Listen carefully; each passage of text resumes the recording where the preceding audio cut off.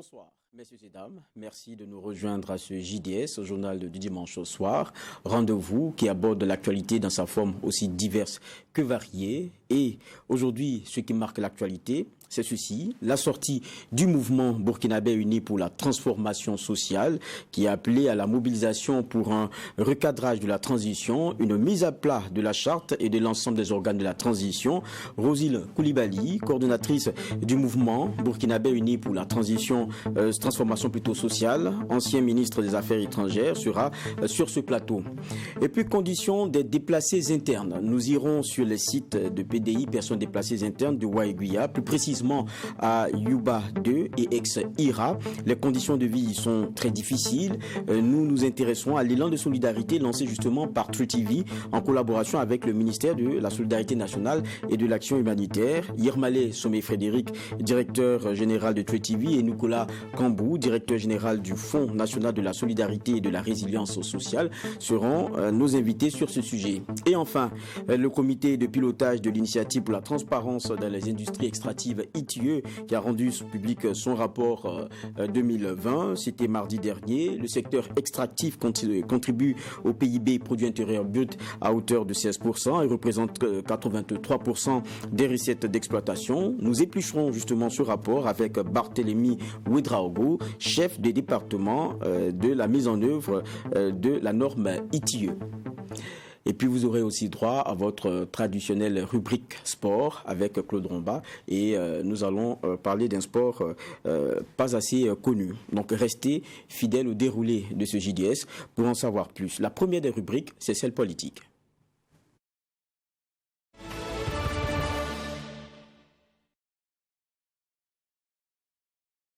Le plat de résistance pour ce qui est de cette tranche politique, c'est bien le mouvement burkinabé uni pour la transformation sociale qui a appelé hier à la mise en place d'un cadre qu'il a dénommé Convergence des forces patriotiques pour la survie de la nation, pour un recadrage, dit-il, de la transition. C'était hier au CBC. Retour sur ce lancement avec Michael Toukri.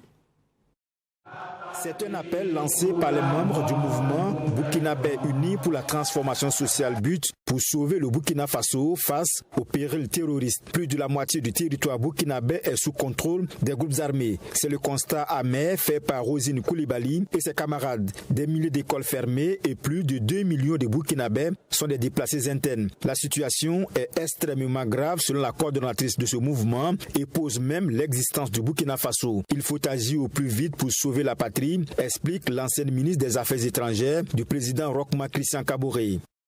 Le Burkina Faso est à la véritable croisée des chemins. Le constat est implacable et amer. Disons-le tout net, nous manquons d'anticipation et de perspectives claires. Osons bien le dire, d'un certain nombre de manquements et de l'incapacité de nos dirigeants au cours de notre histoire nationale. Rien que la présente transition, à en juger les 6 premiers mois de son instauration, ne nous permet pas d'entrevoir avec sérénité le bout du tunnel. Où allons-nous? Cette réalité doit nous interpeller tous et nous inviter à l'action, afin que les politiques publiques soient effectivement orientées vers la cohésion sociale, la paix et le développement socio-économique. Le MPSC, le 24 janvier dernier, avait évoqué la dégradation de la situation sécuritaire pour renverser le président Roch-Marc Christian Kaboré. Le constat du mouvement burkinabé pour la transformation sociale, 6 mois après, la situation n'est guère reluisante. Les premiers responsables appellent ainsi à un recadrage des organes de la transition en vue de redéfinir un nouveau contrat social dont la priorité reste la restauration du Burkina Faso et le retour des déplacés internes dans les localités d'origine. C'est à nous et à nous seuls de faire la gloire de cette nation qui a tant souffert et continue de souffrir durement par notre faute commune à nous tous. La patrie nous appelle à Yeouli Fasoye, Burkinbi, Yiki, Tengayina. Ça peut changer, ça doit changer. Et ça changera de gré ou de force. Toin te kame, segran te kame, nan te kame, Teksongo, la Boumkanaïe. La souffrance a trop duré, l'incertitude a trop duré, l'instabilité institutionnelle a trop duré sur cette terre de nos ancêtres. Le mouvement burkinabé uni pour la transformation sociale, BUT, est une organisation de la société civile apolitique. Les premiers responsables du BUT à cette cérémonie de lancement ont invité les Burkinabés à rejoindre le mouvement dans la lutte pour une justice sociale, la paix et la sécurité retrouvée au Burkina Faso. Nous restons donc dans la même actualité, celle du mouvement burkinabé uni pour la transformation sociale. Nous l'annoncions donc en titre. Elle est avec nous, Rosine Koulibaly, coordinatrice de ce mouvement. Elle a été ministre des Affaires étrangères, ministre aussi de l'économie et des finances. Bonsoir. Bonsoir Madame la ministre. En tout cas, merci d'être ici avec nous. Pour beaucoup de Burkinabés, c'était quand même une surprise de vous découvrir hier à la tête de ce mouvement-là. Pour commencer, parlez-nous justement de la genèse de ce mouvement. Merci beaucoup. Et je voudrais d'abord, c'est la première fois que je viens sur votre plateau. C'est cela. Je voudrais vraiment vous remercier pour l'invitation faite et pour l'occasion que vous me donnez aussi de m'adresser aux téléspectateurs que je salue par ailleurs. En fait, la genèse a été très simple.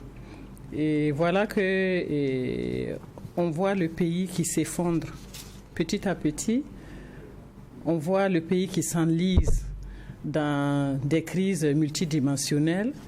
Crise humanitaire, crise sécuritaire, crise des institutions, crise dans le vivre ensemble finalement, le tissu social qui est en train vraiment de s'effondrer et de se déchirer. Et je pense que cela nous a amené, comme je crois que plein de Burkinabés qui vont dans les grains, qui vont discuter par-ci, par-là, dans les cercles familiaux, on s'est dit qu'il fallait faire quelque chose.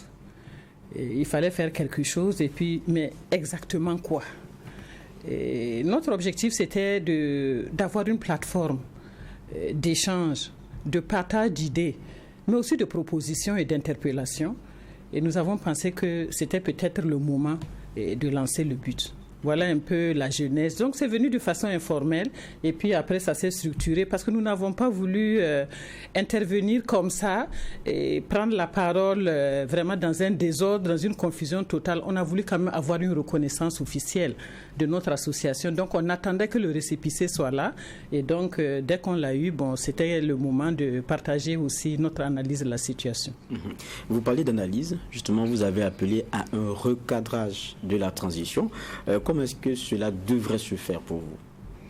D'abord, la transition telle qu'elle est menée, d'abord nous savons, on parle de transition parce qu'il y a une crise au niveau institutionnel.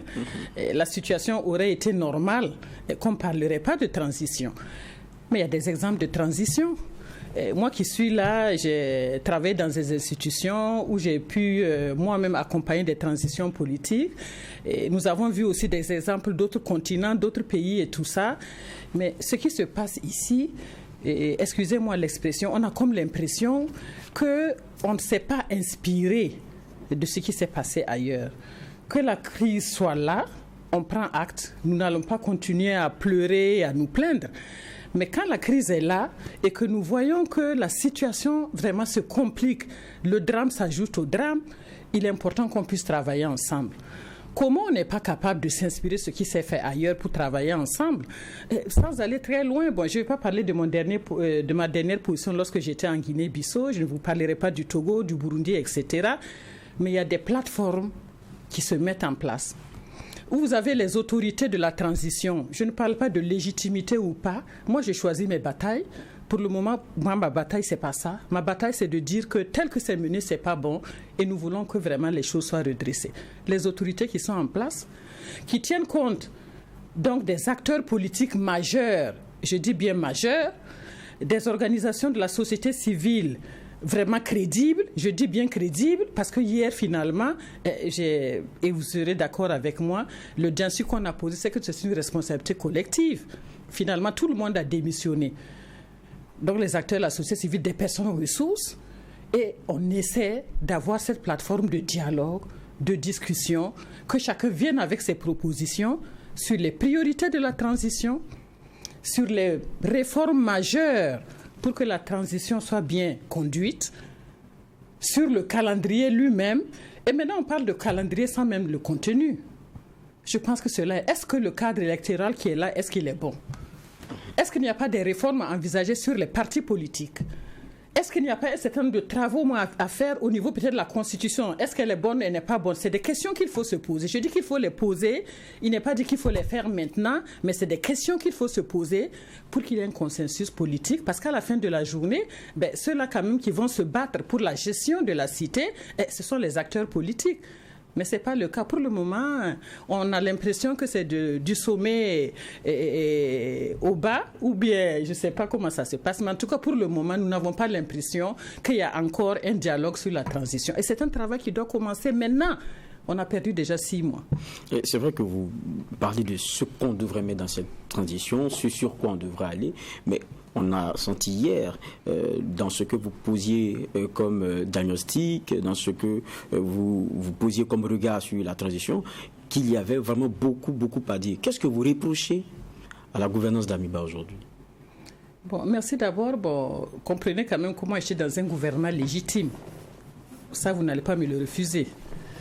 Donc, lorsque j'étais, c'est ce que j'ai dit. D'accord. J'étais dans un gouvernement légitime et dans un système démocratique, la passation du pouvoir se fait selon les règles établies.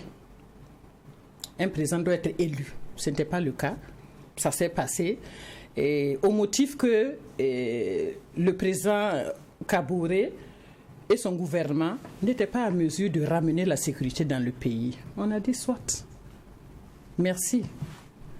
Nous allons donc laisser le professionnel prendre les choses en main. Dans tous les cas, on n'a pas le choix. On va les laisser gérer le pays et puis on verra bien. Mais c'est ce que je vous ai dit. 6 mois après, dites-moi les progrès qui ont été enregistrés. Moi, j'aimerais bien savoir.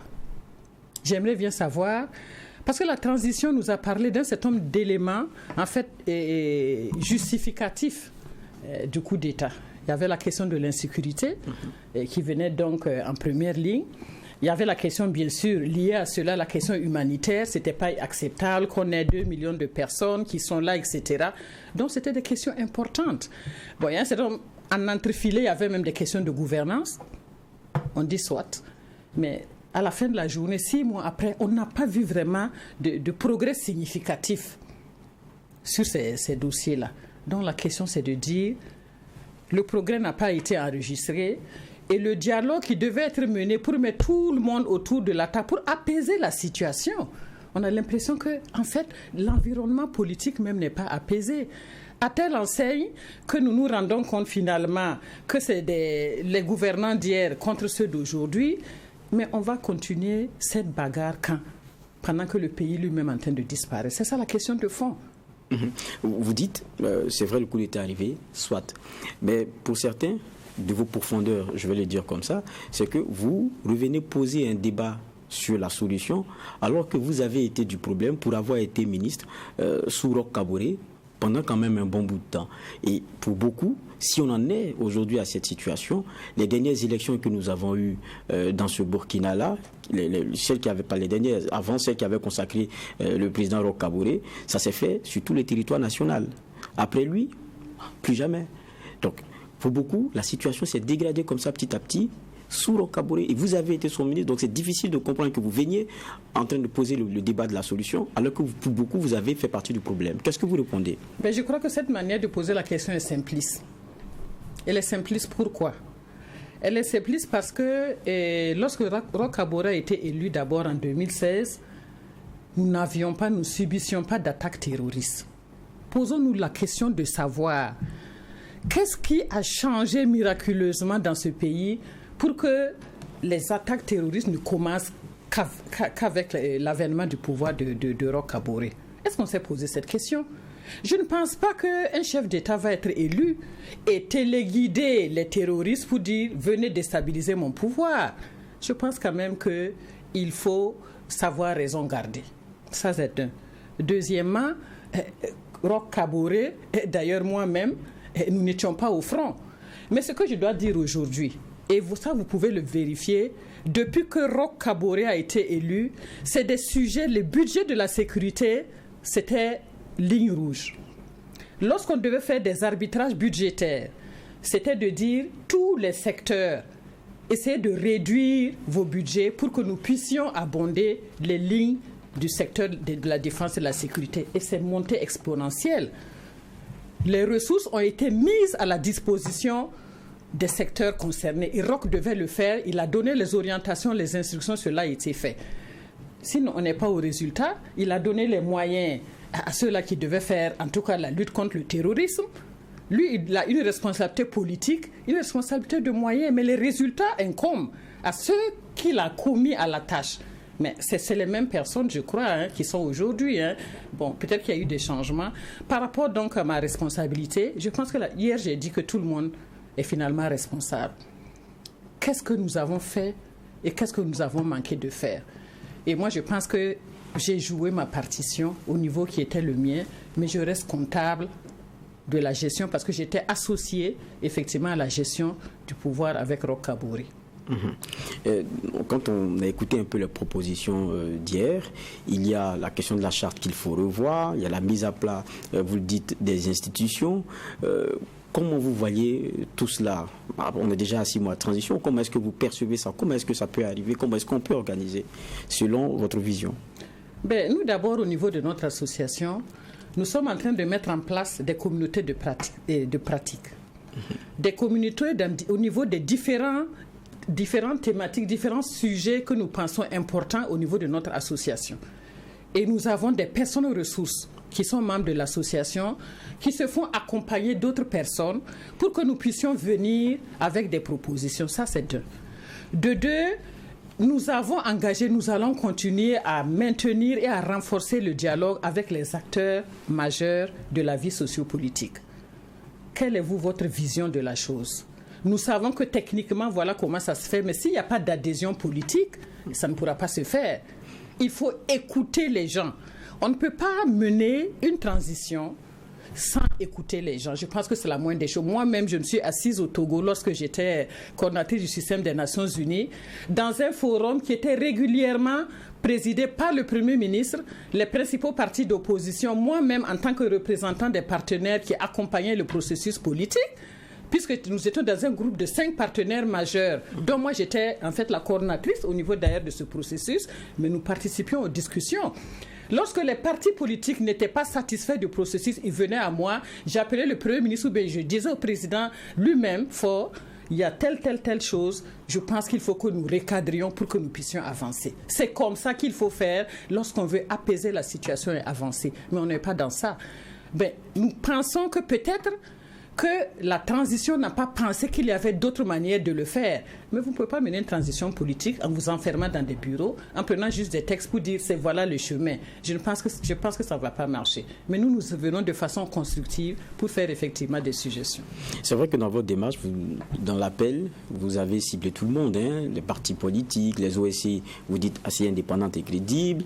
Est-ce que, on a vu, il y avait un bon Gotha hier, est-ce que ceux-là, ils ont déjà eu une idée de ce que vous proposez? Il y a des discussions qui ont été menées, il y a des discussions qui vont être menées. Est-ce qu'ils adhèrent? Bon, je voudrais d'abord profiter de l'occasion, je crois que c'était important, de remercier tous ceux qui se sont mobilisés hier. Ils étaient dans la salle, ils étaient dehors, il n'y avait pas suffisamment de salles. Nous n'avons pas transporté les gens, nous n'en avions pas les moyens par ailleurs, et ce n'était pas dans notre vision. Nous voulions que ceux et celles qui étaient intéressés viennent et participent. Nous avions eu des réactions des gens d'ici et d'ailleurs. Figurez-vous que moi, j'ai vu une dame qui me dit, moi, du haut de mes 44 ans, je n'ai jamais participé à une activité de ce genre, mais j'ai vu dans les réseaux sociaux, j'ai décidé de venir. Il y a un enseignant qui m'a dit, moi, je suis en vacances, madame. S'il y a du travail à faire, dites-le moi, je vais le faire de façon gracieuse. C'est de ça. C'est de ça qu'il s'agit, de dire que la patrie est en danger. Tout le monde doit apporter sa contribution et naturellement, nous sommes en train de faire le tour des différents acteurs pour leur demander vraiment, c'est un cri de ralliement pour que tout le monde vienne et sans vraiment essayer, parce que tout le monde peut avoir des propositions, mais pas vraiment des propositions de nous dire c'est pas bon, il ne faut pas aller là. Je crois qu'au niveau des Burkinabés, il faut que nous travaillions tous, et je voudrais peut-être paraphraser Norbert Zongo, la citation n'est pas exacte, que le problème justement, c'est pas la méchanceté des gens mauvais, mais c'est le silence des gens bien. Nous pensons qu'il y a des gens bien majoritairement dans ce pays qui veulent la paix, qui veulent que nous avancions et qui pourront se joindre à nous. D'accord. Mais en même temps, quand on regarde, c'est vrai que vous avez lancé cet appel à l'endroit des partis politiques, OSC et tout. On attend de voir la suite qui sera donnée à tout cela. Mais en attendant, il y a bien, quoi qu'on dise, des actions à mener. Et on a vu donc la sortie d'hier. On se pose la question, mais derrière cela, est-ce que l'ancienne ministre, est-ce que la coordonnatrice d'aujourd'hui n'a pas des ambitions politiques? Parce que 2024, ça vient. Merci, bonne question. Bonne question, mais c'est un choix qui a été fait. Un choix a été fait parce qu'on aurait pu dire comme ça que nous organisions, que nous allions créer, j'ai le droit, comme d'ailleurs plusieurs le font, et même si certains portaient partis politiques, non de partis politiques que le nom. On n'est pas instrumentalisé du tout, mais nous avons pensé que, puisque nous avons parlé de transformation sociale, il était important que tout le monde ait sa voix, que sa voix compte. Parce que, comme je l'ai dit hier, notre destin nous appartient. C'est pour cela que nous avons retenu le mot d'organisation associative. Mais je voudrais aussi vous dire aussi que pour ce qui concerne ce pays, le plus important là, c'est le contenu actuellement de la transition pour qu'on sorte de la situation. Même ceux qui sont déclarés partis politiques, ils sont totalement discrédités. Ils n'arrivent plus malheureusement à parler ou à représenter le peuple pour des raisons objectives ou d'autres subjectives. Mais je crois que à l'heure actuelle, là, la bataille que nous choisissons, c'est que tout le monde doit fédérer les énergies pour que nous puissions avancer. Mais en même temps, tout à l'heure, dans vos propositions, il y a beaucoup qui ont un peu peur parce que on n'évolue pas en autarcie, on est quand même dans un espace commun. On a vu les rencontres de la CEDEAO et tout, la décision qui est tombée, c'est vrai, d'un commun accord avec la partie burkinabé de garder cette transition dans les 2 ans. Et puis ça, on sait encore que si on pouvait contracter la CEDEAO, c'est partante. Mais avec tous les bouleversements que vous demandez, certains se disent, mais oula, est-ce que c'est pas une transition qui va encore s'allonger? Oh non, pas du tout. C'est toujours une excuse. On a toujours une excuse parce que un certain nombre de réformes ou de tâches ne se font pas, j'allais dire, l'une après l'autre. Ça peut se faire de façon concomitante. Si vous mettez, comme nous avons proposé, des communautés de pratique, des groupes de travail sur les réformes majeures sur lesquelles on s'est entendu, mais rapidement on peut venir avec des propositions et avancer. Mais on cherche toujours à procrastiner, à remettre à demain ou après-demain ce qu'on peut faire aujourd'hui. Mais je pense qu'il faut travailler. Il faut travailler, et puis j'imagine que les autorités, quand elles venaient, elles avaient quand même leur calendrier en tête. On ne prend pas un pouvoir et puis chercher après à dire comment faire. Donc sûrement, j'imagine qu'il y a des propositions qui sont là, qui vont être mises sur la table. Et si c'est le cas, tant mieux. En ce moment, nous pourrons aussi opiner. J'ai une question aussi que je m'en voudrais de ne pas poser parce que ça fait beaucoup polémique sur les réseaux sociaux. Hier, on entendait votre secrétaire général rappeler qu'il y a beaucoup de choses à redire sur la façon dont les choses sont faites. Il a parlé du retour à l'ordre normal qui doit se faire très vite. La question des salaires, il est revenu là-dessus, et du président et des ministres et d'autres éléments. Mais sur cette question, on se dit, mais dans ce cas, le but n'est pas si à l'aise pour en parler, puisque la coordinatrice avait sur la place publique aussi le problème qui était posé sur son salaire. Ah, ça c'est une très belle question. Vous ne me l'aurez pas posée, que j'allais vous suggérer de me la poser, mais vous faites bien de me la poser. Est-ce que vous savez que depuis que j'ai quitté le gouvernement de Roch en janvier 2019, je ne me suis jamais exprimé sur la situation nationale? Observez. L'occasion est donnée. Non, c'est pour ça que je ne me suis jamais exprimé. Et il y a eu bien sûr les pourfendeurs et tout. Je les ai regardés. Je leur ai dit, vous voyez, les gens rentrent dans leur laboratoire. Et c'est ça le drame. Le drame du Burkina, personne n'est venu à moi pour avoir la vraie information. Ils ont commencé à dire, oui, elle veut mener des réformes alors qu'elle-même, son salaire. D'abord, mon salaire n'a jamais été discuté. Ce que je vais dire, c'est quoi? Lorsque Roch m'a demandé de rentrer dans son gouvernement, est-ce que vous savez que j'ai quitté les Nations Unies pour ne pas avoir une retraite entière? Je n'avais pas atteint l'âge de la retraite. J'ai perdu tous mes avantages. Mes autres collègues qui sont là, ils auront une retraite complète. C'est un manque à gagner. Je n'ai pas discuté de ça. Nous étions en conseil des ministres. Et lorsque le président, bien sûr, le secrétaire général du gouvernement nous a dit, ceux-là qui ont des contrats qui venaient d'arriver d'institutions, etc., de montrer leur fiche de paye au Premier ministre pour leur faire des comptes. Je ne connaissais même pas comment, en fait, les textes. En fait, je ne savais pas. On vous dit de venir au gouvernement, rien négocier, on vous dit de donner votre fiche de paye. Je donne ma fiche de paye au Premier ministre qui dit, bon, on va vous plafonner. Je dis, ça n'a pas été négocié, plafonner comme vous voulez. Et c'est ainsi que la discussion a été menée. Avec le Premier ministre qui a envie, Paul Kaba-Thiéba, Dieu merci. D'autres témoins ne sont plus de ce monde, mais Paul Kaba-Thiéba le sait. Et le secrétaire général du gouvernement, lui, il est toujours là, l'ancien qui était avec nous. C'est comme ça s'est passé. Alors, les gens en ont fait un tollé. Et moi, je sais qu'on m'a dit non, la pratique courante, lorsque vous venez d'une institution avec un contrat donné, si c'est inférieur à ce que le gouvernement vous donne, vous allez, on va vous aligner là-dessus. Donc, c'est pour ça que ça a été fait. Mais comme les gens savent calculer, et je le sais aussi, que les gens se posent la question de dire que lorsque on est membre du gouvernement, qu'on a le droit d'être logé, j'ai fait évaluer le coût locatif des villas ministérielles. À l'époque, l'étude que j'ai fait mener, c'était à peu près 1 100 000, la valeur locative des villas ministérielles. Parce qu'il y a un paquet de réformes que j'ai laissées en partant qui n'a jamais vu le jour en matière de réduction du train de vie de l'État. Et je vois d'ailleurs qu'un certain nombre d'éléments sont en train d'être pris en charge. Dieu merci. Alors, moi, j'habitais dans ma maison. Donc, de ce que vous dites là, enlevez le 1,1 million si le gouvernement devait me loger. Oui, mais on dit que vous coûtiez 125 millions l'année. Non, mais ce n'est pas ça le point. Je coûtais combien aux Nations Unies de l'autre côté? Et on n'a pas discuté. Ça veut dire que ce n'est pas moi qui suis venu. C'est ça la question de fond. Quelqu'un qui vient au gouvernement, il n'est même pas supposé connaître les textes. On vous dit, venez, on va vous faire rentrer. Et je me rappelle, et ça c'est très important, lorsque j'ai quitté le gouvernement et que j'ai dit à quelqu'un, et je dis, vous m'avez convaincu de rentrer, mais je quitte un peu sur ma faim parce que j'avais vraiment la hargne d'engager un certain nombre de réformes qui n'ont pas pu être mises en œuvre. Je dis à la personne, tu dois être gêné aussi d'être parmi ceux-là qui m'ont convaincu qu'il fallait rentrer. Parce qu'après l'insurrection, c'était vraiment un espoir. Donc on était tous prêts à servir le pays, on ne savait pas comment. Je ne savais pas qu'on allait m'appeler. La personne m'a dit non. Tu es venu parce que tu étais convaincu il fallait venir aider un processus pour que ça avance. Donc il n'y a pas eu de négociation en réalité.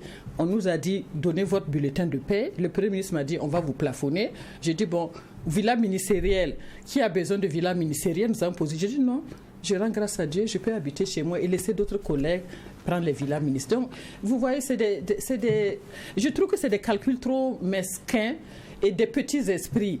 Malheureusement, bon, c'est comme ça le pays. C'est ça aussi qui fait la vie. Et j'ai pris tout, j'ai pris les coups. Je me porte très bien, malgré tout. Et d'ailleurs, on vous a vu hier avec le lancement de ce mouvement. Dans l'immédiat, il y aura quoi? Ce sera la dernière question. Dans l'immédiat, il y aura quoi? Parce qu'on a vu le lancement hier, presque. Dans l'immédiat, on aura quoi? Bon, d'abord, au niveau du bureau, nous travaillons vraiment d'arrache-pied pour avancer parce qu'il y a tellement de personnes qui veulent travailler. Donc, c'est nous, en fait, notre plan d'action, notre brouillon de plan d'action, nous sommes en train de travailler là-dessus. Et que ce soit, par exemple, j'ai parlé des rencontres que nous allons avoir avec les acteurs majeurs pour les écouter. Je pense que la première des choses, c'est l'écoute, pour les écouter, et que les gens puissent s'exprimer. Je crois que c'est un aspect important. Et puis, les grands projets sur lesquels nous allons, les réformes sur lesquelles nous pensons qu'il y a des choses à faire pour que la transition soit vraiment inclusive et une transition à l'écoute. C'est cela vraiment les chantiers sur lesquels nous travaillons. Chacun est sur son ordinateur, etc. Donc nous travaillons et puis on dit à travers l'horloge toute la journée, mais vraiment tout va bien. Bon, laissez-moi profiter d'une seconde. Allez-y. Puisque j'ai l'occasion. Nous sommes en train de construire un site web qui permet à ceux qui sont intéressés, parce qu'on n'a pas eu l'occasion de parler du contenu des textes. Bon, hier, effectivement, dans mon discours et l'appel du secrétaire général, nous avons quand même planter le décor. Mais ceux qui veulent faire connaissance en fait des textes qui régissent la vie de l'association, ceux qui veulent aussi adhérer, il faut aller taper www.but au pluriel buts.faso.org www.butfaso.org. Je pense que c'est important. Vous allez consulter et vous allez aussi nous faire vos suggestions parce que c'est participatif. Et puis bon, ensemble, nous allons co-créer, co-consolider en tout cas l'ambition que nous avons pour aller vraiment droit au but, mais aller vers un but commun Parce que, comme on dit, les grands ont vraiment des buts, les autres ont des espoirs. Et ce n'est pas de moi. Ok, merci bien, Rosine Koulibaly. Merci d'être passée, Madame la Ministre. Merci. Je rappelle que vous êtes coordinatrice du mouvement burkinabé uni pour la transformation sociale BUT. Nous allons poursuivre ce JDS, journal du dimanche soir, avec une autre rubrique, celle société.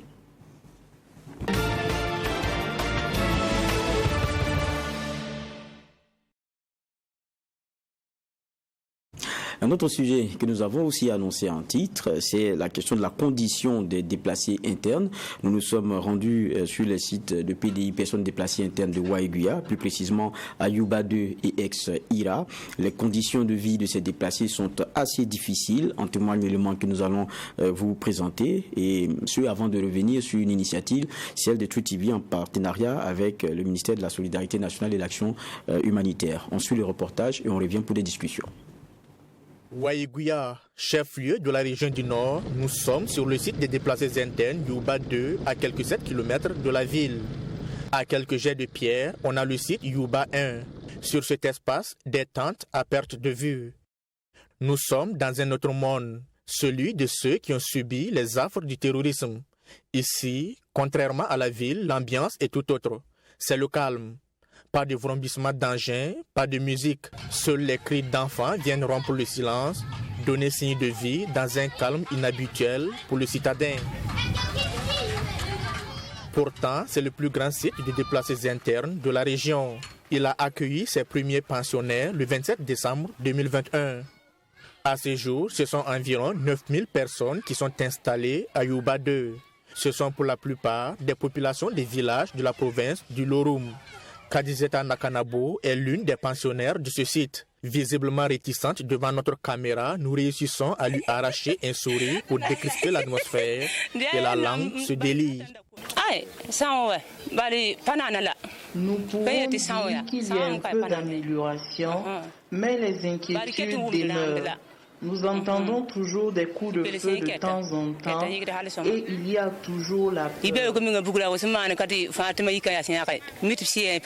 Un camp militaire est installé non loin du site. Ces femmes disent se sentir beaucoup plus en sécurité dans leur nouveau cadre de vie, mais la peur est toujours présente. Traumatisés par les crépitements des armes, les tirs des opérations souvent en provenance du camp sèment la panique.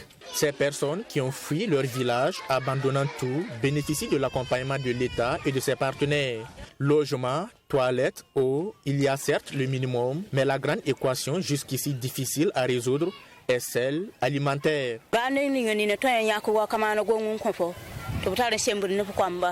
Il y a des jours où nous recevons quelques poignées de riz ou de maïs. Et pour éviter d'en manquer le lendemain, nous prélevons une partie pour permettre à nos enfants de se mettre quelque chose sous la dent et garder le reste de côté.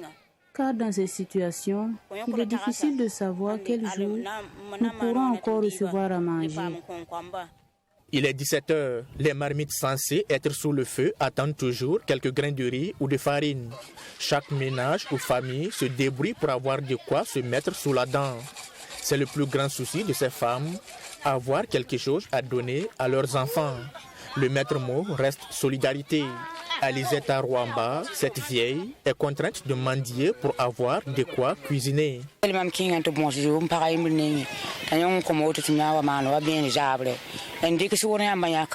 suis allée demander de la farine chez une dame pour en faire de la bouillie ce soir. Et pour ce faire, j'utilise les seaux que voici. J'ai dû fuir en laissant tout derrière moi. Mes enfants ont tous fui, chacun de son côté. Et je suis à présent seule. L'autre difficulté, c'est la peur des inondations en cette période de pluie. Le jeudi 16 juin dernier, une partie du site a été inondée par des eaux de pluie. Cette dame a été l'une des victimes de cette inondation. Sa tante en porte toujours les séquelles. Ce jeudi 16 juin fut également un jeudi noir pour Asmane Soro. Voilà ce qui reste de la tente qui lui servait d'abri. L'eau a tout détruit sur son passage. La place qu'il occupait s'est transformée en une mosquée et une partie en boutique de fortune. C'est la cour comme ça. C'est la pluie qui a inondé la maison et l'eau a détérioré toute nourriture en stock dans cette maison. Les bois qui nous servent de source d'énergie pour les cuissons sont tout humides. Pourtant, on les avait mis à l'abri de la pluie. Mais Après Yuba 2, nous sommes sur le site ex-IRA situé au secteur 10 de Waiguya. C'est le premier site officiel des personnes déplacées internes dans la région du Nord depuis décembre 2019.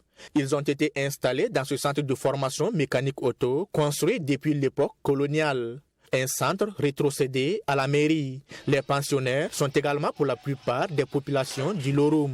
Ils sont aujourd'hui plus de 10 500, soit 311 ménages. Beaucoup de personnes qui sont concentrées dans un même bloc, à l'intimité, tout ça provoque. Bon, ça peut provoquer d'autres trucs comme les violences basées sur les gens. Donc, en tout cas, je pense que non.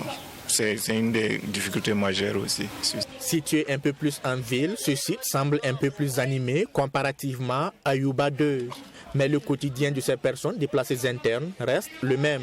Et pour éviter de demeurer dans un perpétuel assistanat, ces femmes demandent à être formées aux activités génératrices de revenus. Il y a les autres qui peuvent faire du savon pour vendre. Il y a les choses. Il y a le savon. Il y a les autres qui peuvent tresser la tête. Il y a les autres qui peuvent faire tailleur. Les vieux là aussi peuvent pour les aliments là. Fin avril dernier, Waiguya comptait un peu plus de 218 000 personnes déplacées internes avec 4 sites officiels et plusieurs zones de concentration. La situation de ces personnes qui ont eu la malchance d'habiter dans des zones à fort défi sécuritaire est loin d'être reluisante. Le groupe de médias Tam Tam Group Press a donc décidé de jouer sa partition à travers sa campagne Coup de cœur pour les personnes déplacées internes. Campagne qui vise à collecter des dons de diverses natures pour soulager un tant soit peu la souffrance de ces personnes. Nous sommes toujours au journal dimanche au soir. Une autre problématique est posée, celle des PDI, personnes déplacées internes et leur situation.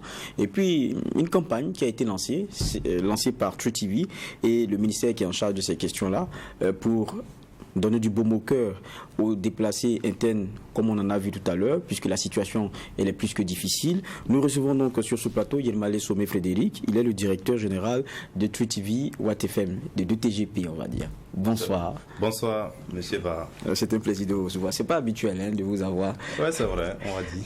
Bon, c'est bon de recevoir son boss quand même. Autre visage avec nous, c'est celui du ministère.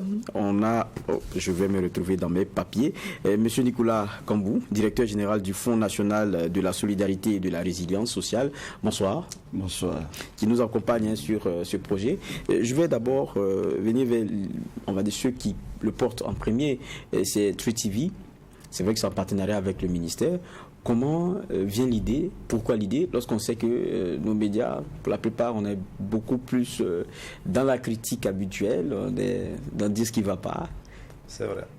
Alors, merci bien de nous donner l'opportunité de nous exprimer sur cette question. Effectivement, c'est inhabituel de voir les médias chapeauter une telle initiative. Mais pourquoi nous l'avons fait? D'abord, nous ne sommes pas des êtres insensibles ou qui vivons ex nihilo.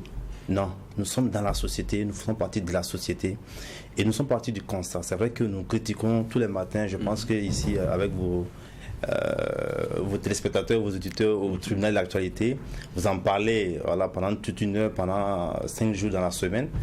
Vous critiquez pour que ça aille. Mais on se rend compte que la situation de sécurité est très difficile. Donc il fallait faire quelque chose. Et donc nous, en back-office, en tant que responsables, nous avons décidé, au-delà de faire votre travail qui est la critique, on ne vous en veut pas pour ça, il faut que l'entreprise essaie de cultiver son côté RCE.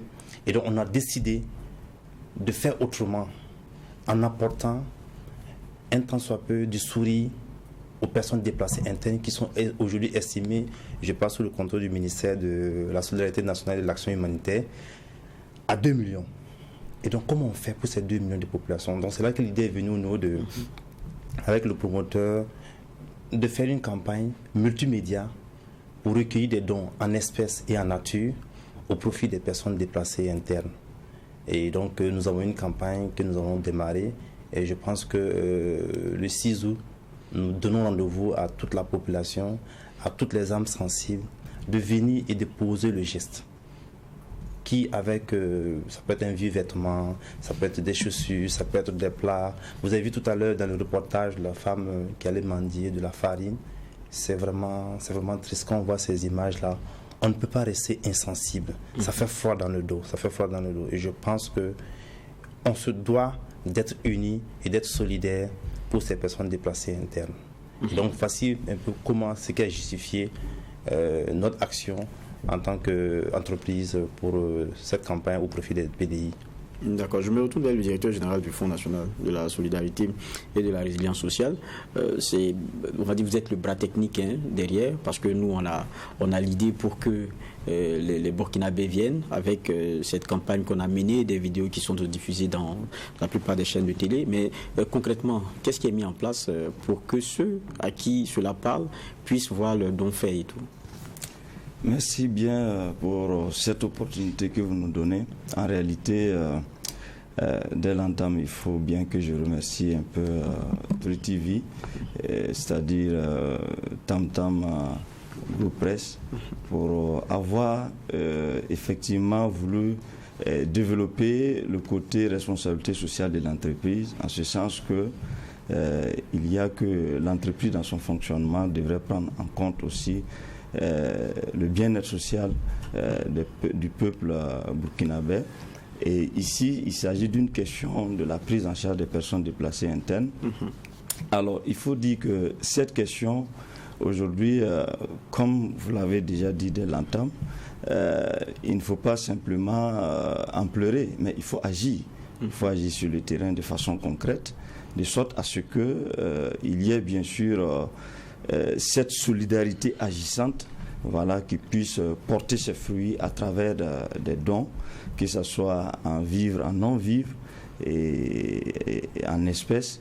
Et nous, en tant que partenaires aujourd'hui dans cette activité, dans le coup de cœur pour les PDI, il s'agira de sécuriser un peu l'organisation en termes de facilitation des opérations par rapport à la collecte des dons. Voilà, comme le DG l'a déjà annoncé le 6 août déjà à la Maison du Peuple, nous allons faciliter cette collecte-là en mettant à disposition les équipes qu'il faut, des guichets qu'il faut pour les dons en espèces, et également un guichet pour récolter tout ce qui est dons en nature. Donc nous sommes dans un processus de facilitation excusez-moi, de l'opération, parce que, comme le DG l'a dit, dès lors que vous avez eu l'idée, voilà, de venir vers le ministère en charge de la solidarité nationale et de l'action humanitaire, j'ai été chargé d'accompagner l'équipe, voilà, dans les aspects techniques. Et vous savez, le ministère a tout un dispositif en la matière. Donc, c'est ce que nous sommes en train de déployer déjà pour que le 6 août, ce soit vraiment opérationnel et que nous puissions véritablement avoir ce qu'il faut. Voilà. D'accord. Sommet, dites-moi, concrètement, comment est-ce que ça va se passer? Moi, j'ai des vieilles chemises, j'ai quelques chaussures, j'ai un sac de riz que je peux acheter, de la farine. Comment ça se passe le 6 août? D'accord, ok. Merci bien pour cette question. Alors, le 6 août, c'est de prendre ce que vous avez comme don en nature et vous l'apporter au niveau de la Maison du Peuple. D'accord. Voilà, qui reste dès 7 heures. Les équipes du ministère peuvent déjà recevoir ces dons et cela va jusqu'à 17 heures. Okay. Tout cela est fait sous la supervision d'un huissier de justice. Voilà, qui est assermenté et donc qui va constater les différents dons qui ont été faits. Et à la fin, on fait un point avec le ministère contresigné par les différentes parties, le ministère, le Tam Tam Group Press et puis l'huissier. Et on remet ça maintenant au ministère qui va se charger de porter cela auprès des personnes déplacées internes. Et maintenant, on peut aussi se demander ceux qui ne pourront pas venir le 6 parce qu'ils ne sont pas là ou bien ils vont effectuer un déplacement. Alors, la campagne se poursuit. Voilà. Elle se poursuit tous les jours, en tout cas après le 6 là. Même demain, si quelqu'un veut mettre quelque chose, la personne pourra approcher les services du ministère de l'Action sociale. Sauf que ça ne sera pas la campagne de... Ce qui est important ici, c'est de donner le là en réalité. Voilà, donc même dès demain, si quelqu'un veut faire quelque chose, il peut aller faire son geste. Ou bien après le 6 aussi, si quelqu'un veut faire son geste, c'est d'approcher le ministère de l'Action sociale et de l'Action humanitaire et il pourra faire son geste. Mais déjà, on veut déjà, la date du 6 là, à un moment donné, on décide de faire quelque chose de grandiose pour que les gens sachent aussi qu'on peut dans nos difficultés là être unis, être solidaires et agir. Et non peut-être rester à pleurer ou bien attendre ou bien tendre la main. C'est ce qu'on ne veut pas faire. Voilà. Il faut que nous on comprenne. Est-ce que vous comprenez qu'il y a des personnes déplacées internes qui n'ont même pas une ceinture? Et je parie que peut-être que vous n'êtes pas rendu compte, mais je ne pense pas que quand une ceinture est un peu égratignée, vous avez envie de la porter. Tous ces objets-là peuvent venir et puis on va les remettre aux personnes déplacées internes. Donc c'est un peu ça. Il faudra qu'on passe à l'action. Voilà, pour donner un temps soit peu un sourire à nos personnes déplacées internes. Parce que on ne sait pas demain. Voilà. On ne souhaite pas que ça aille plus loin que cela. Mais voilà. Donc il faut agir. Pour ne pas que ça traîne davantage, il faut agir. Et donc nous sommes actuellement dans l'action. Je reviens vers Kambou, qui est donc dans le quotidien, on va dire comme ça, de la gestion de la chose. Est-ce que les Burkinabés adhèrent vraiment? C'est vrai qu'on a une campagne qu'on lance pour booster les choses, mais est-ce que les gens viennent? Je vais d'abord, déjà avec cette question, il y a deux choses qui fourmillent dans la tête. La première chose, c'est que nous avons constaté que le peuple burkinabé est véritablement un peuple résilient. C'est un peuple qui, disons, à des moments difficiles, sait rebondir, voilà, sait se relever et sait se donner le courage qu'il faut pour véritablement aller de l'avant. Et donc, pour répondre à votre question, je peux dire oui, il y a des actions déjà, même isolées, de façon prompte, les gens viennent. Les gens viennent et il n'y a pas longtemps que ça, une certaine personnalité est venue dans mon bureau. Mais DG, qu'est-ce qu'on peut faire pour pouvoir aider ces populations qui souffrent? Parce que tous les jours, nous entendons des nouvelles, nous entendons des situations. Qu'est-ce qu'on peut faire? Et sur place, il me dit que lui, il est prêt à donner 500 000. Voilà, il offre 500 000 déjà pour soutenir les personnes déplacées internes. Mais lui, avec son institution, ils sont prêts à accompagner véritablement cet élan de solidarité qui est déjà lancé de ci, de là. Donc c'est pour vous dire que déjà, même bien avant l'action de Tam Tam Groupe Presse, il y a déjà le fait que des citoyens bien conscients, voilà, de la situation que traverse le peuple burkinabé, certains Burkinabés aujourd'hui sont en train d'agir. Au lieu de parler, au lieu de critiquer, ils sont dans l'action. Et c'est cette solidarité, disons, agissante que nous sommes en train véritablement de vouloir demander au peuple. Il faut qu'on aille dans ce sens-là. Donc, véritablement, il faut dire que les gens agissent, ils adhèrent à l'idée. Et il y a des actions isolées. Et bien sûr que cette mobilisation citoyenne aujourd'hui va renforcer encore cette idée. Et je pense que c'est la bienvenue. Voilà. Et il y a la question aussi du dispatching après. Ça, c'est sur votre quotidien aussi. Oui, ça, c'est effectivement de notre ressort, puisque à la fin, nous avons des structures déconcentrées du ministère qui, du reste, ont cette capacité de pouvoir faire le dispatching sans qu'il n'y ait des heures à l'intérieur. Voilà, parce que, du reste, nous allons procéder à une répartition en fonction, voilà, des sites et des positions, voilà, des personnes déplacées internes. D'accord. Voilà. Je vais permettre en peut-être 30 secondes, et ça sera le dernier élément de notre échange, au directeur Yermalé, de regarder cette caméra et puis de lancer un appel, parce qu'ils sont nombreux à regarder le JDS, et pour qu'ils viennent sur 6-là, pour faire parler leur cœur.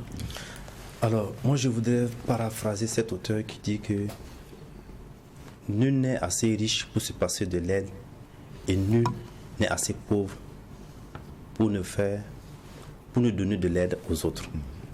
Alors, c'est pour dire, quelle que soit ta position, quel que soit ce que tu fais, tu peux toujours aider. Et c'est le moment de le faire. Il faut aider les autres. il faut donner quelque chose, que ce soit en espèces ou en nature. Il faut faire quelque chose pour ces personnes déplacées internes. C'est nous qui allons changer la situation. Ce n'est pas quelqu'un qui viendra changer la situation à notre place. Et donc j'invite les populations à venir massivement le 6 août à la Maison du Peuple faire leurs dons. On peut aussi le faire dans l'anonymat. Voilà, ça aussi il faut que je précise. Voilà, donc rendez-vous le 6 août à la Maison du Peuple. Merci. Donc n'oublions pas, même si on pense qu'on peut peu, faisons autant que peu se peut. Donc rendez-vous le 6 août. Merci encore Yermale Sobé-Frédéric, directeur général de TGP8. Oui, je veux juste dire merci à toutes ces célébrités qui ont contribué à la campagne multimédia qu'on mène, parce que vous remarquez, ce sont des acteurs du monde sportif, des médias culturels, cinématographiques, voilà, qui ont accepté de passer des messages. Et donc je voulais leur dire merci. Merci aussi aux confrères, aux homologues, des directeurs généraux des médias audiovisuels qui acceptent aussi de diffuser. Ça, c'est déjà une contribution gratuitement. Voilà, ces capsules-là pour interpeller les populations. Et donc je dis aussi merci au ministre qui a vraiment porté cette action et qui est en plein dedans. En tout cas, merci à vous. Merci aussi à Nicolas Kambou, directeur général du Fonds national de la solidarité et de la résilience. Donc, n'oublions pas de faire le déplacement massivement pour donner et faire parler son cœur, puisqu'on a vu tout à l'heure la condition des déplacés internes. Elle n'est pas reluisante, elle n'est pas à envier, mais évidemment, on peut aider et il faut le faire. L'autre rubrique pour ce qui est de ce JDS, c'est la partie économie et c'est maintenant.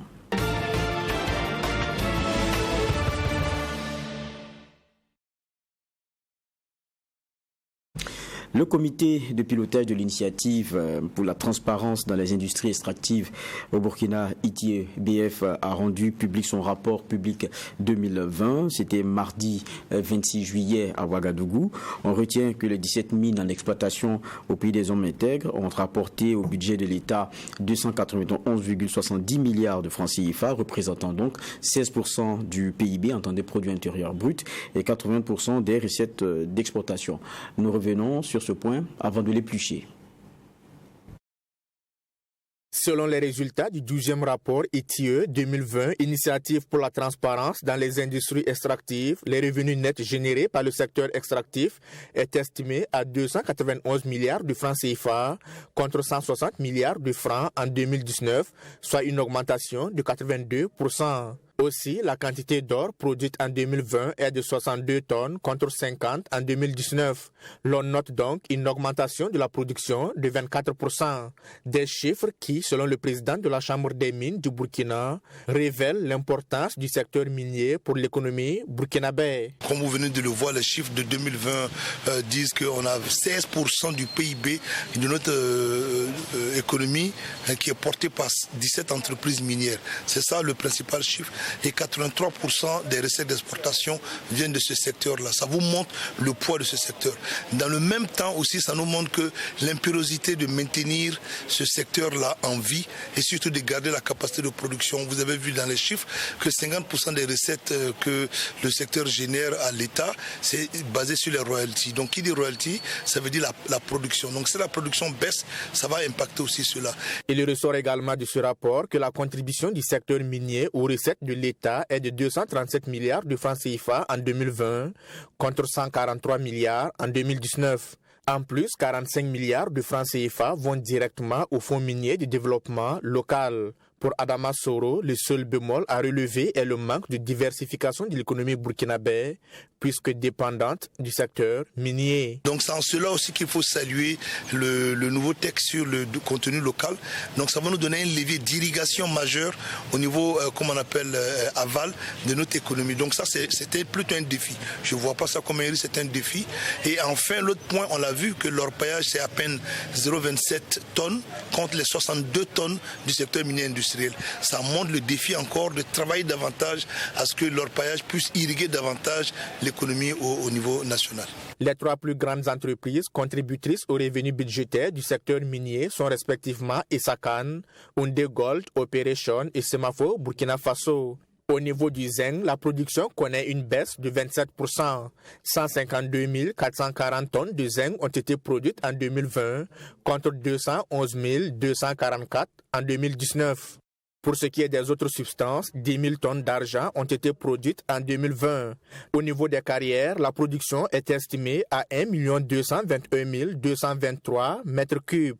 La production des rapports ITIE vise à fournir aux populations des informations sur l'activité minière afin d'améliorer la transparence et la bonne gouvernance et surtout de susciter les débats publics.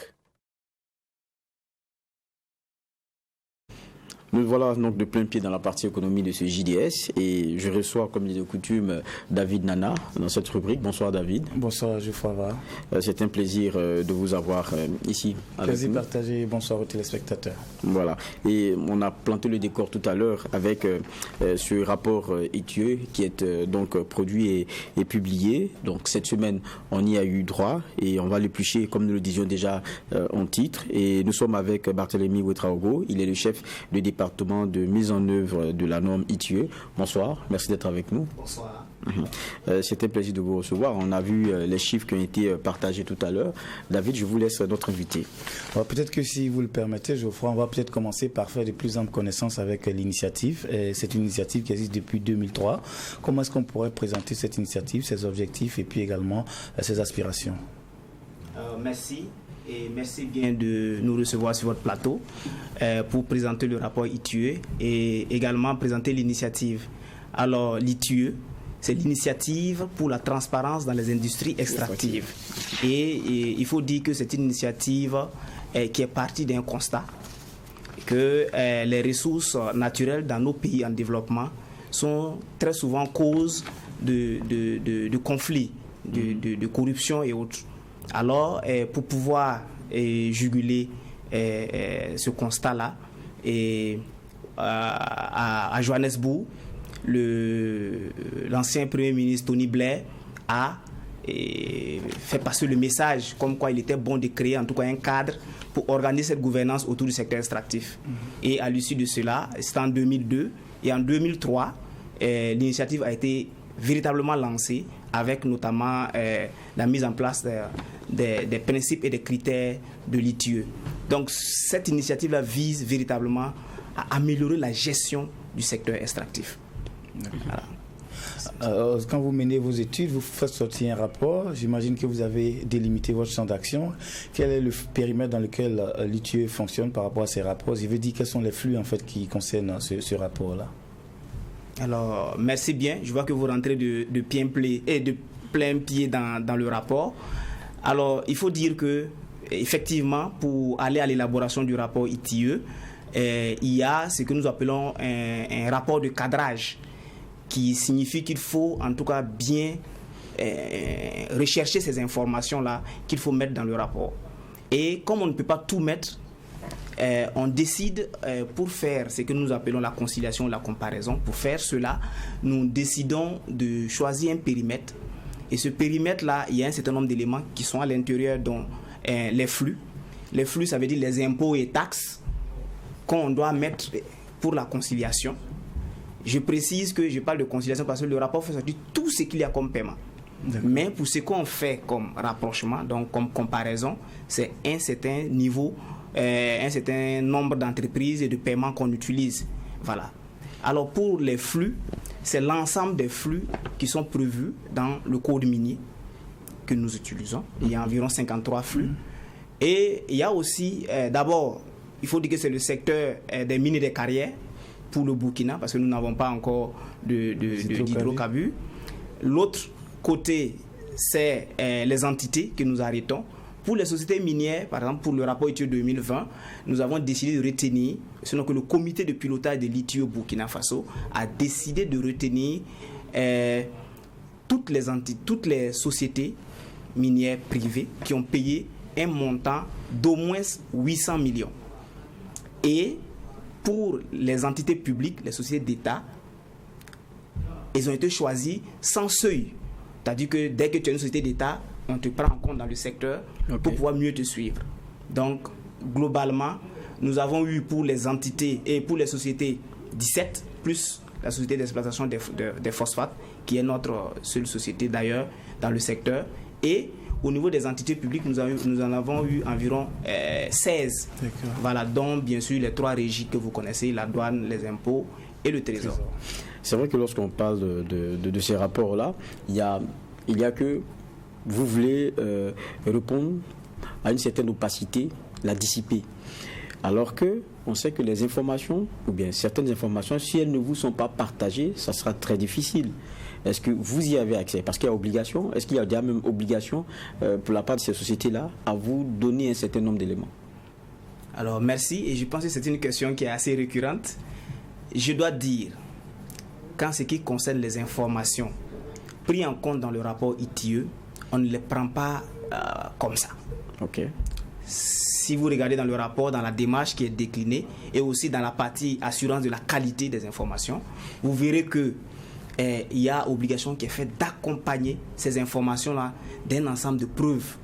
Okay. Les quittances de paiement, les factures, tout élément qui doit prouver le chiffre que vous donnez.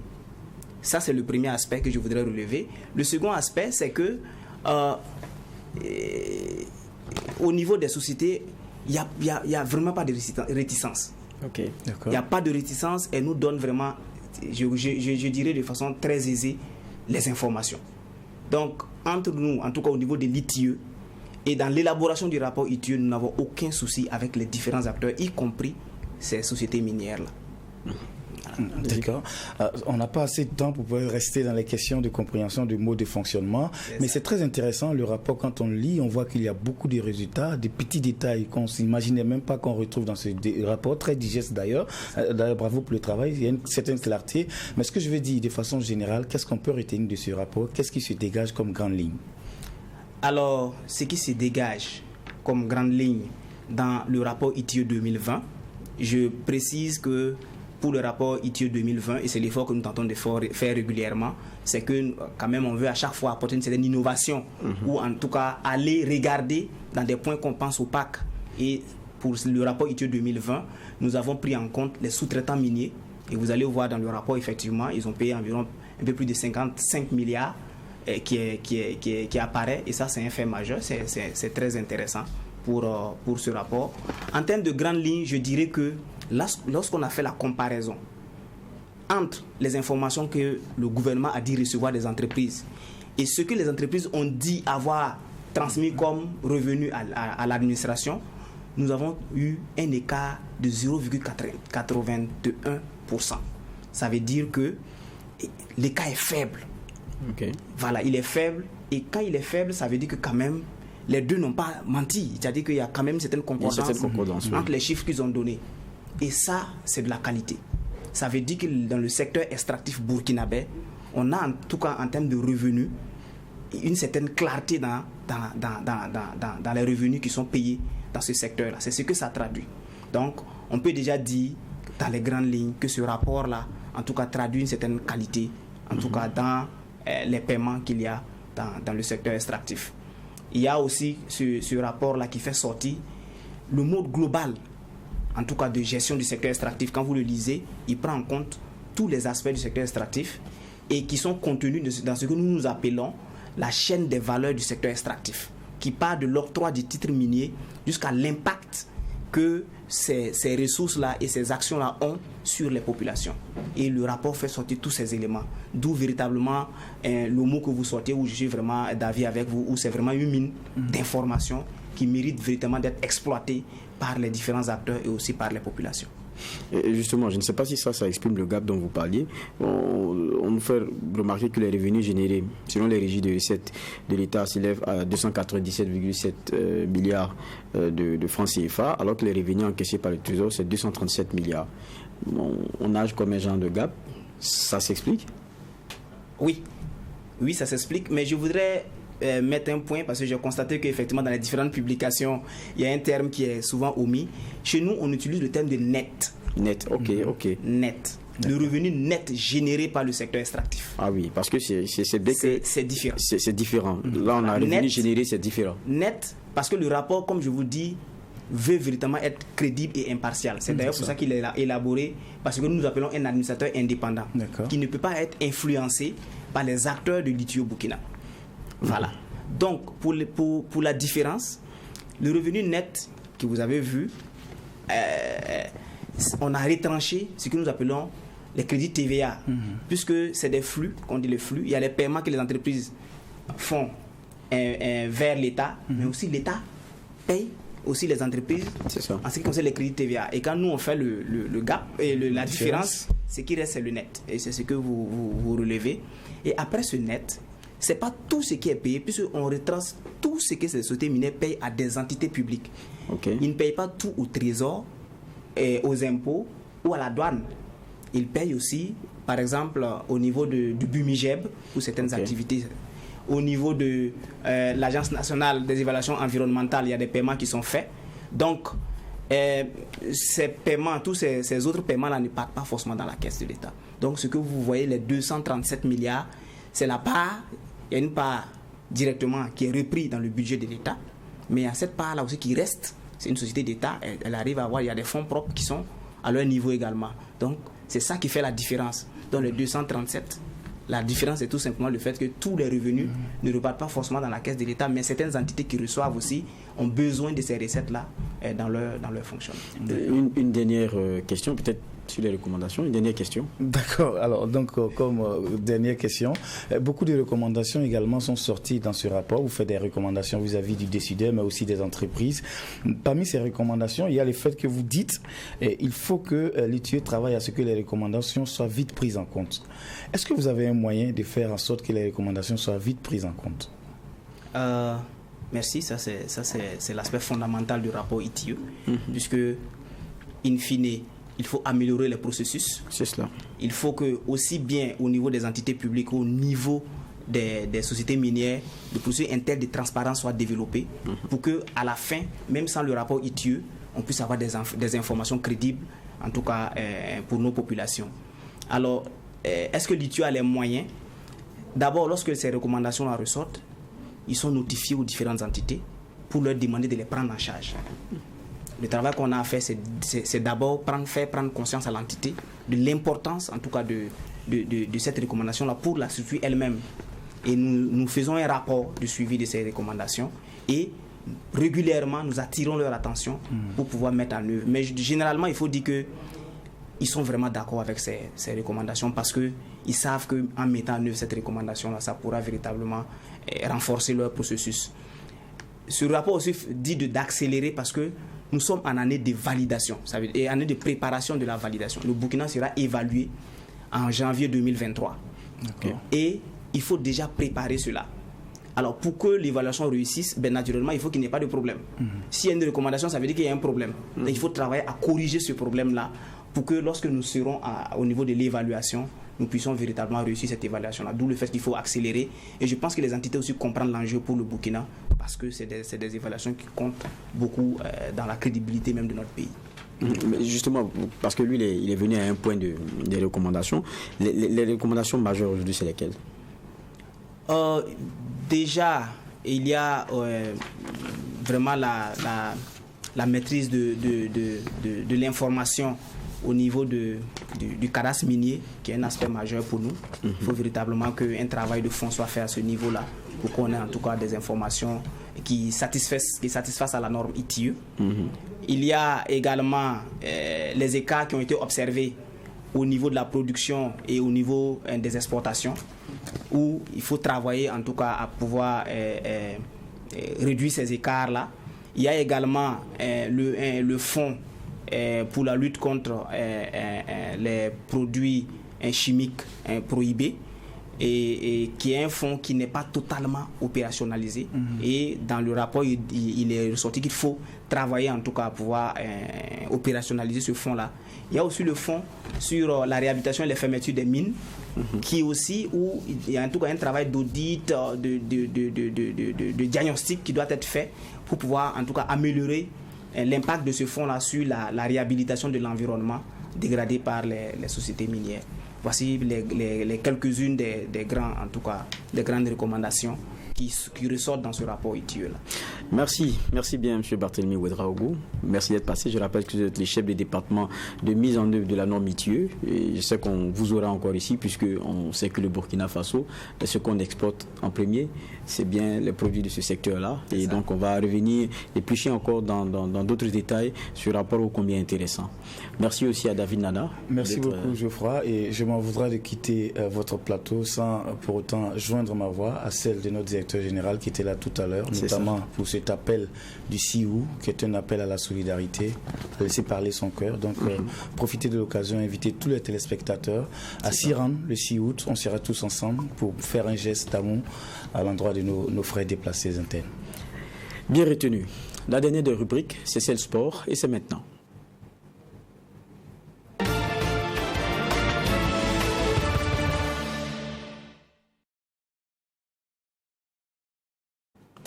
Nous allons ouvrir la partie sport avec l'ASFA Yenega qui, après une saison donc plus ou moins bonne, celle dernière, veut entamer donc correctement la nouvelle. Elle a effectué donc une rentrée sportive, c'était le jeudi dernier au sein de son terrain d'entraînement avec la présence des membres du bureau exécutif. Le point nous est fait par Assami Tiemtoré. Je vous fais la passe pour que vous ouvrez la saison de foot.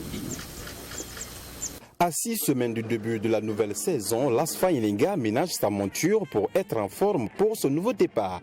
Et pour ce faire, elle a effectué sa rentrée sportive devant ses sympathisants afin de montrer ses ambitions qui sont déterminées sur le podium au championnat national et de jouer la finale de la Coupe du Faso. Effectivement, aujourd'hui, nous avons voulu marquer cette journée par le début de notre championnat dans la nouvelle saison sportive qui commence. Et nous ne voulons pas le faire d'une manière silencieuse. Il faut bien que tous ceux qui soutiennent notre équipe soient informés de ces activités. C'est la première place du podium que nous visons puisque nous sommes inscrits au championnat. Mais nous savons également qu'il y a beaucoup d'équipes. Le championnat du Burkina Faso est très disputé. Il y a beaucoup d'équipes qui se sont renforcées. Donc il faut savoir aller modestement et puis viser très haut. Et nous pensons pouvoir jouer le premier rôle dans ce championnat qui va démarrer bientôt. Ayant participé la saison dernière avec un terrain d'entraînement en réfection, les Verts et Or n'ont toujours pas leur pelouse en bon état. Un retard qui ne saurait freiner l'élan du club à en croire le PCA. Effectivement, nous avons eu des problèmes sérieux d'arrosage sur ce terrain, mais aujourd'hui c'est chose faite.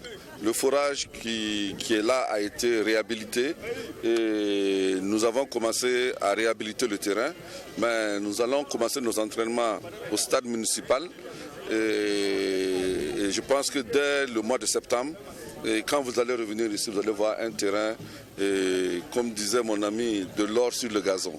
Et pour y arriver, Mousso Ouedraogo, ex-entraîneur de l'AS Police, a rejoint la vieille dame. Dans son effectif, on retrouve Mangaoulé Diabaté, ex-entraîneur adjoint de l'USFA. Avec de nouvelles recrues comme Alassane Bako et Basile Kaba transfusent tous deux de Kiko, Amir Damiba de l'AS Police ou Elvis Koné. Mousso Ouedraogo dit être confiant. Je pense que nous venons à l'ASFA Yenega avec beaucoup d'humilité, mais aussi avec beaucoup de satisfaction, parce que nous avons l'occasion aussi d'écrire notre nom, d'écrire aussi, donner un plus aussi à ce grand club qui sera toujours grand. Et je pense que c'est avec humilité, avec les joueurs que nous avons à la base, nous allons essayer de commencer un travail. Et j'espère que d'ici là, la mayonnaise va prendre. Dans ma carrière, j'ai toujours dit qu'on ne peut jamais avoir... Les clubs africains ne sont pas comme le Real de Madrid, ce n'est pas le Barça. Nous avons des joueurs aussi qui ont de la qualité pour jouer dans notre championnat. Et je pense que nous ne pouvons pas dire que nous avons toujours les meilleurs. Mais nous avons des joueurs aguerris, nous avons des joueurs qui ont accepté de nous apporter leurs compétences. Nous avons des joueurs qui ont accepté d'y rester. Nous avons aussi des jeunes qui ont accepté aussi s'investir à cette fête. Et je pense qu'à la fin, nous pouvons prier Dieu que les résultats soient atteints. Notons que le président de la Fédération burkinabé de football, Lazare Bansé, a assisté à cette rentrée sportive pour encourager l'équipe de Zempasco et annoncer les couleurs du championnat national. Retour sur ce plateau pour l'entretien de la partie sport. Et je suis avec Claude Romba. Bonsoir. Bonsoir Geoffroy. En tout cas, Très bien, très beau costume, très bien. Merci. Et nous sommes aussi avec Ibrahima Siboré. Il est le président de la Fédération burkinabé de baseball et softball. Bonsoir. Bonsoir, monsieur Geoffroy. C'est un plaisir. On va revenir à vous tout à l'heure, mais vous venez de Bobo Dioulasso, hein? On est en train de préparer en tout cas la Super Coupe à Bobo Dioulasso. Ah, d'accord. Donc, pour le moment, on met les petits plats dans les grands et je pense que tout est en train de se mettre en œuvre pour la grande fête du football burkinabé, parce qu'il faut l'appeler ainsi, la Super Coupe qui normalement doit lancer la saison sportive en matière de football au Burkina Faso, qui va opposer l'équipe championne de la saison dernière, c'est-à-dire le Rail Club du Kadiogo, et l'équipe vainqueur de la Coupe du Faso, qui est bien entendu l'AS Douane. Donc ça montre que c'est véritablement la crème du football burkinabé qui va aller. Donc ça va consacrer l'ouverture officielle de la saison, même si on sait que la saison va s'ouvrir en septembre. Malheureusement, c'est un peu ça. Le calendrier aurait dû nous permettre de nous arrimer, parce que la fédération avait choisi également aussi d'ouvrir donc la saison au mois d'août, mais malheureusement, je pense que pour des problèmes aussi, d'autres, c'est un terme de contrainte. Dans tous les cas, le 5 août reste quand même une date historique pour le Burkina Faso. Elle ne pouvait ne pas se passer comme ça. Il faut aussi qu'elle se passe de façon sportive. Et la GSB donc a saisi la balle au bon pour donc marquer d'une pierre blanche la fête de l'indépendance du Burkina Faso en offrant au public burkinabé donc je dirais une telle affiche. Je pense que ça vaut le déplacement sur le stade Wobi de Bobo Dioulasso à partir de 15h30. Voilà, il faut inviter tout le monde à venir. Je pense que vous avez parlé ici d'être solidaire des populations déplacées internes, et je pense que la GSB sera solidaire des populations déplacées internes, puisque la recette du match, parce que ça sera une entrée payante, parce que la GSB se lutte contre la gratuité, 500 francs et 1000 francs, et donc cette recette va entièrement aller donc pour soutenir ces populations déplacées internes. Donc vous voyez aujourd'hui que aujourd'hui il faut qu'on apporte notre assistance à ces personnes-là qui en ont besoin. Je pense que c'est ça aussi l'essentiel. Donc peut-être d'autres canaux vont nous permettre donc de dérouler un peu tout le chronogramme donc de cette Super Coupe à GSB, mais retenez que c'est le 5 août du côté de Bobo Dioulasso déjà. Évidemment. Et puis True TV qui est partenaire, parce que il y a quelques jours seulement vous étiez dans nos locaux. Tout à fait, True TV qui est partenaire. Je pense qu'on profite également pour remercier le directeur général donc, de True TV et même le PDG de True TV, parce que vraiment on voit que ce sont des gens qui sont... Bon, on peut plus dire, c'est des grands frères, ils sont tout fous, ils ont toujours accompagné la GSB. Je pense que ça nous va droit au cœur. Merci bien. On revient vers Ibrahima Siboré, c'est lui notre invité principal. Tout à fait. Vous êtes, je le disais tout à l'heure, président de la Fédération burkinabé de baseball et softball. C'est quoi la différence déjà? Alors, il faut dire que le softball est un sous-type donc du baseball. Okay. Et la différence se trouve déjà au niveau donc du matériel.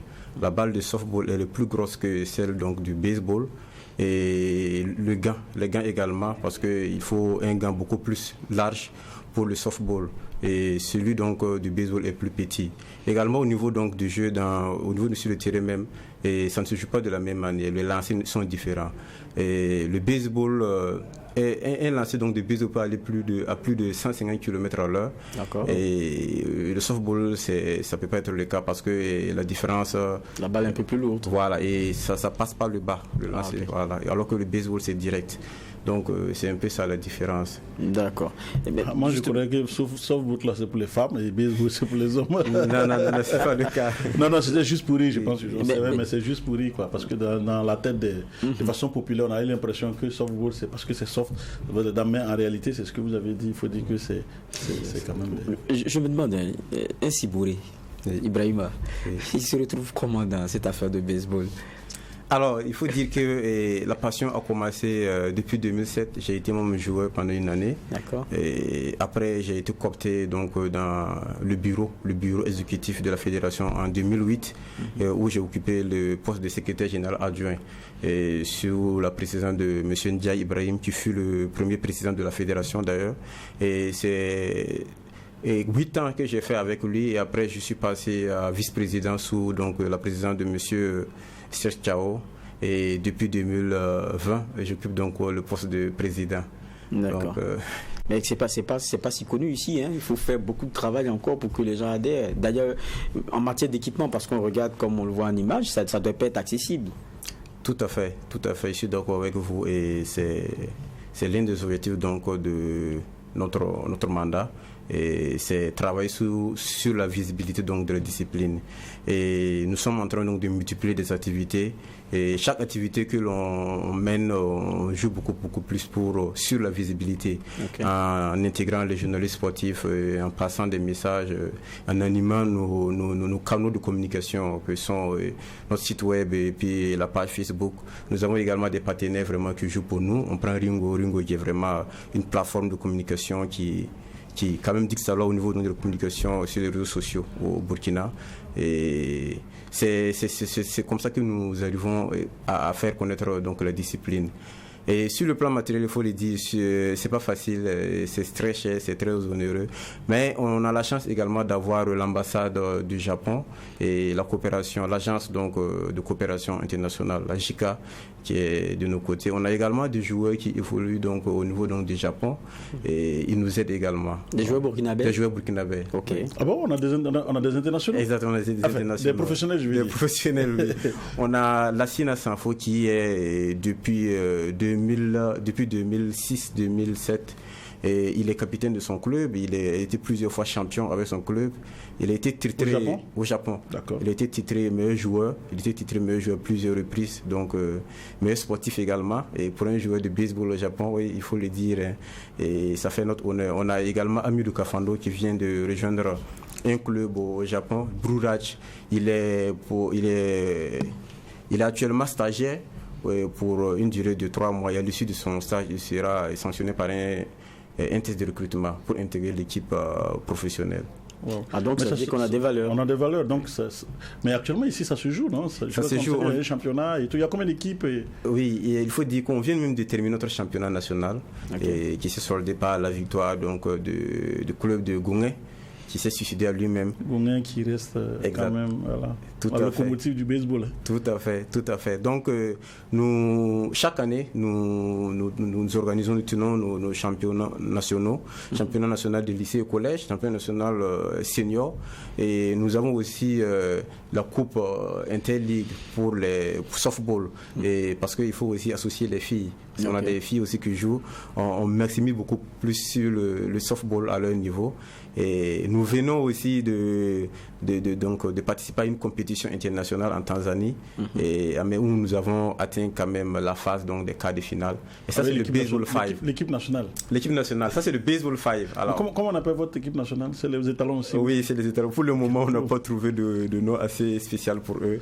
Mais on garde les étalons. Baseball. Exactement. Mais dites-moi, quand on regarde l'équipement, je veux avoir un ordre de grandeur. Quand on regarde, pour être équipé, là, pour une personne, ça doit aller chercher dans les combien? Quand je vois le gant, la batte, le casque et tout. Ça avoisine, sinon c'est plus de 300 000. Waouh. Oui. Bon, le foot, vous prenez un ballon, vous tirez, vous êtes tous partis.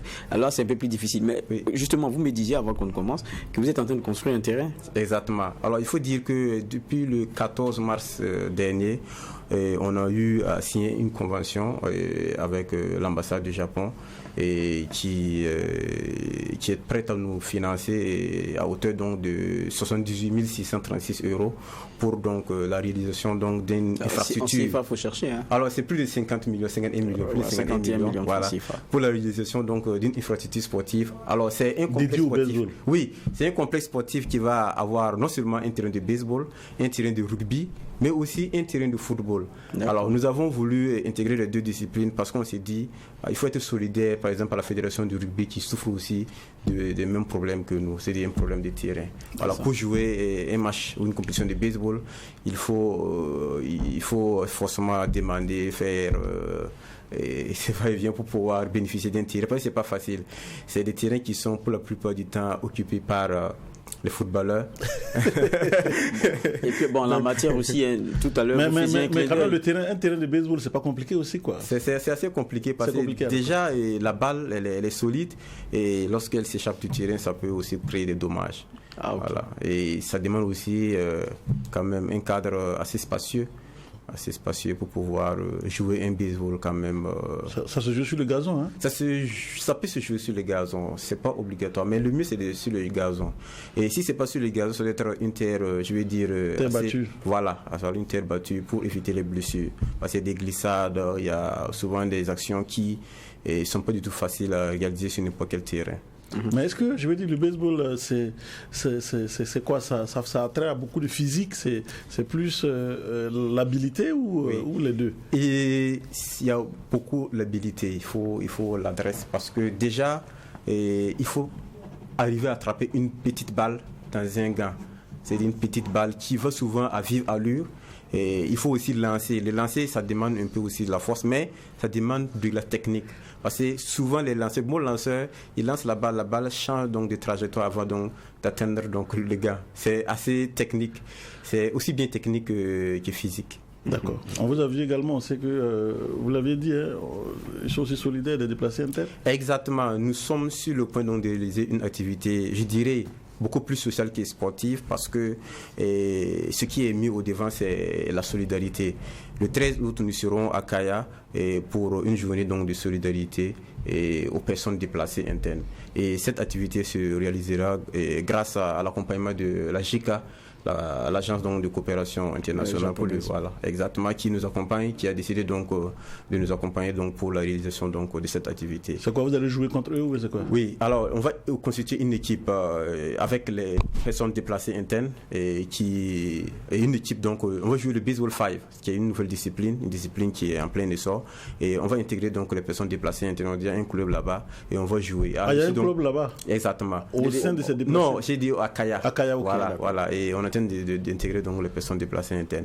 À l'issue donc de ce jeu, d'ailleurs, on va créer un espace donc de jeu pour les enfants, les personnes déplacées, pour aussi les permettre vraiment un temps soit peu d'oublier un peu le stress quotidien qu'ils vivent. Et nous allons aussi leur distribuer ce qu'on aura collecté ici, des vivres, des vêtements, tout ce qu'on aura collecté.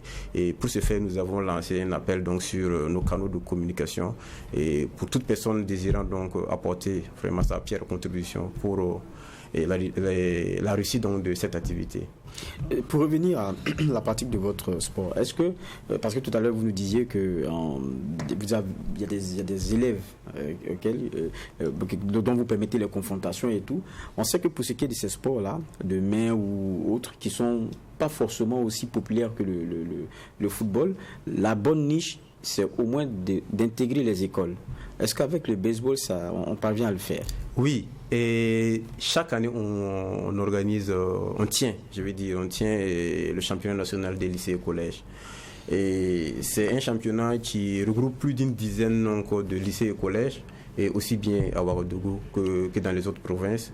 Et les deux précédents championnats ont été remportés par un lycée donc de Koudougou, lycée Tam Yabi, qui est vraiment au top, il faut le dire, qui regorge beaucoup de très bons joueurs. À Ouaga aussi, on a beaucoup de lycées qui jouent, qui participent régulièrement. Voilà. Et on est bien conscient que facilement on peut trouver les bonnes graines au niveau donc, des lycées et collèges. Donc on est vraiment focus. C'est vrai que sport et études, c'est ce dont on fait aujourd'hui la promotion, parce que c'est comme ça qu'on a des meilleurs élèves. Et c'est vrai que vous dites que la saison elle est terminée. La réouverture, c'est quand? Alors, il faut dire que la saison est terminée sur le plan des championnats, mais nous sommes toujours en train donc de permettre aux athlètes donc de toujours jouer, parce que un athlète ne demande pas plus que ça, toujours attraper la batte. Donc en plus donc de ce que nous sommes en train d'organiser, nous sommes en train d'organiser également 2 matchs amicaux contre l'ambassade des États-Unis et contre l'ambassade donc du Japon. Voilà, et nous sommes aussi en train de viser un match amical à l'extérieur et au Bénin. Voilà, mais tout ça, on est en train de le faire. Mais pour les matchs amicaux contre les 2 ambassades, ça c'est pratiquement confirmé. D'accord. Donc on peut se dire qu'aujourd'hui le baseball se pratique bien au Burkina Faso. Et donc, comment on fait pour participer? Comment on fait pour... si je veux jouer, je fais comment? Alors il y a plusieurs clubs à Ouaga, il y a plus d'une quinzaine de clubs à Ouaga. Il suffit seulement d'intégrer le club qui est plus proche de votre domicile. Voilà, si vous voulez, mais c'est pas obligé, vous pouvez chercher aussi à intégrer un club que vous jugez quand même bon et meilleur que les autres. et ça peut aller. Voilà. Il y a des journées d'initiation qui sont prévues? Oui, on organise chaque année, nous tenons des ateliers de formation et nous avons, comme je le disais, nous sommes en très bonne collaboration avec une ligue japonaise, Hokkaido, qui permet donc aux apprenants à chaque fois de partir au Japon, souvent pour 2 mois, 3 mois donc, de formation. Donc c'est un peu ça. Il faut dire que le baseball, c'est quoi? C'est le deuxième sport aux États-Unis. Aux États-Unis, oui. Même devant le basket. Exactement. Donc voilà, après le football américain. Après le football américain. Et au Japon, c'est le premier. Ah, c'est le premier sport au Japon. Oui. Donc on comprend. Bon, on espère qu'au Burkina, ça va monter aussi. Il y a une équipe nationale. Donc on espère que bon, voilà. En tout cas, on va espérer cela. Ibrahima, Simbouré, ça a été un plaisir de vous recevoir. On a pu comprendre un peu ce qu'est ce baseball-là et le softball. Je rappelle que vous êtes le président de la Fédération burkinabé de baseball et de softball. Merci d'être passé. C'est moi qui vous remercie. Merci aussi à Claude Romba. Merci bien. On a découvert un nouveau sport. Bon, pas un nouveau sport, mais bon, c'est pas assez vulgarisé, mais bon, bonne chance à vous. Merci et bon courage. Merci. C'est ainsi donc que se termine ce JDS, journal du dimanche soir que j'ai pris plaisir à présenter. Et puis n'oublions pas ce qui est important. Coup de cœur à l'endroit des déplacés internes, personnes déplacées internes, c'est bien le 6 août. Venez faire parler votre cœur, n'hésitez pas, parce que True TV est là et vous attend. Une campagne pour nos frères qui n'ont pas choisi de quitter chez eux, mais qui ont été contraints du fait du défi sécuritaire. C'est nos parents, c'est nos frères, c'est nos sœurs, et n'oublions pas, c'est important de penser à eux. Il n'y a pas à être riche pour partager. Le partage, c'est un comportement, le partage, c'est une façon d'être, et même quand on n'en a pas assez, on en a assez pour partager. Merci d'avoir été avec nous. Je prends congé ici et maintenant de vous. On se retrouve dimanche prochain, et d'ici là, portons-nous bien.